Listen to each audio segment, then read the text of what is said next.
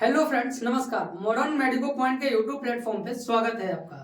जैसा कि आप लोगों को पता है कि हम लोग पिछले वीडियो में परप्यूरियम पीरियड के रिगार्डिंग कंप्लीट चर्चा किए थे और देखे थे कि लौकिया क्या होता है, परप्यूरियम पीरियड क्या होता है। उसी का कुछ भाग बच गया था जिसको हम लोग आज के वीडियो में कवर करने वाले हैं। और जो आज का हमारा टॉपिक है वो है changes during the puerperium period. Puerperium period के दौरान क्या क्या चेंजेस होते हैं, यूट्रस में जो चेंजेस होते हैं उसके रिगार्डिंग हम लोग पिछले वीडियो में देख चुके हैं कि यूट्रस जो होता है 900 ग्राम का होता है जस्ट आफ्टर डिलीवरी। उसके बाद कैसे कैसे रिवर्ट बैक होता है पुनः पहले वाली स्थिति में, यानी कि पुनः प्री प्रेग्नेंट स्टेज में कैसे कैसे रिवर्ट बैक होता है यूट्रस। और उसके बाद की जो चेंजेस होती है यूट्रस के अलावा जो चेंजेस होता है परप्यूरियम पीरियड में, उसके रिगार्डिंग आज के वीडियो में हम लोग चर्चा करेंगे। जिसमें हम लोग देखेंगे कि पहला क्या है, पल्स रेट। पल्स रेट में क्या चेंजेस देखने को मिलता है, तो परप्यूरियम पीरियड के दौरान जो पल्स रेट होता है वो इंक्रीज हो जाता है। क्यों इंक्रीज हो जाता है, तो to compensation of blood loss. Blood loss हो चुका है, ब्लड लॉस को कंपनसेट करने के लिए जो पल्स रेट होता है वो इंक्रीज हो जाता है। ठीक है ना, बॉडी को ब्लड चाहिए तो हार्ट जो होता है 1 मिनट में मैक्सिमम बार पंप करने की कोशिश करता है ताकि ब्लड की जो पूर्ति है पूरी परफ्यूजन जो है पूरी बॉडी में हो सके।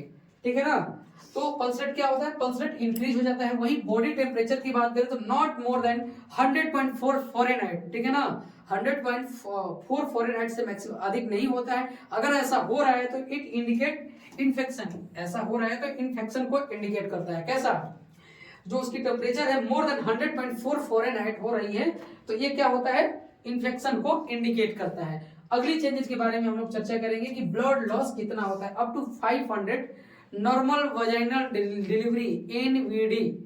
जो नॉर्मल वजाइनल डिलीवरी की बात करें तो नॉर्मल वजाइनल डिलीवरी में मोर देन 500 ml जो है, यानी कि अप टू मोर देन नहीं, अप टू 500 ग्राम तक ब्लड लॉस देखने को मिलता है।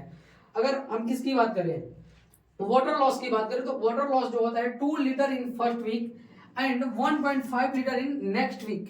जो 2 लीटर होता है पहले वीक में वाटर लॉस होता है, और जो अगले वीक की बात करें तो नेक्स्ट वीक की बात करें तो उसमें कितना होता है, 1.5 लीटर जो है ब्लड लॉस वाटर लॉस होता है। अगर वहीं पे वेट लॉस की बात करें तो up to 2 kg weight loss होता है। अगर फीमेल की वेट की बात करें तो प्रेगनेंसी के दौरान क्या होता है, उसकी वेट गेन होती है। ठीक है ना, अगर हम लोग फीटस प्लेसेंटा वगैरह को हटा दे फिर भी जो फीमेल है ना प्रेगनेंसी के दौरान हेल्दी देखने को मिलती है, तो हेल्दी होती है ना, तो उसकी जो वेट होती है ओवरऑल वेट जो होता है परप्यूरियम पीरियड के दौरान वेट लॉस भी देखने को मिलता है जिसमें 2 kg तक वेट लॉस होता है। ठीक है, अब देखो अगर वेट लॉस 2 kg है ना, इसमें प्लेसेंटा फीटस एमनियोटिक फ्लूइड को अगर हटा दिया जाए तब 2 लीटर की बात हो रही है।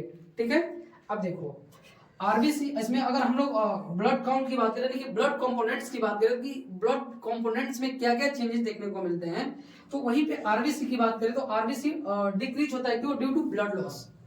प्रेगनेंसी के दौरान, प्रेगनेंसी के बाद डिलीवरी के दौरान क्या होता है, ब्लड लॉस देखने को मिलता है जिसके कारण क्या होता है, आरबीसी डिक्रीज हो जाता है।